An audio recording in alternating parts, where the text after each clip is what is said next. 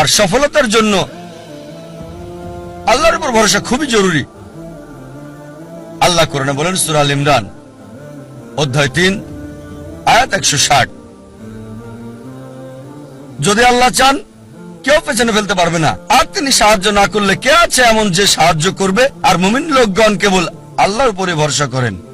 আল্লাহ বলেন সূরা আনকাবুত অধ্যায় নম্বর 29 আয়াত নম্বর 69 যে যদি চেষ্টার সংগ্রাম করো আল্লাহ সুবহানাহু ওয়া তাআলার পথে তিনি পথ খুলে দেবেন। আল্লাহ আরো বলেন সূরা নাহাল অধ্যায় 17 আয়াত 43 এবং সূরা আম্বিয়া অধ্যায় 21 আয়াত 7, ফাসআলু আহলিয যিকরি ইন কুনতুম লা তা'লামুন। যদি তোমরা না জানো তাকে জিজ্ঞেস করো যে জানে, তার কাছে যার জ্ঞান আছে। তাই সফলতার জন্য প্রথম আল্লাহর উপর ভরসা, দ্বিতীয় হচ্ছে চেষ্টা করা, সাধনা করা আল্লাহ সুবহানাহু ওয়া তাআলার পথে, তৃতীয় হচ্ছে যে জানে তাকে জিজ্ঞেস করা।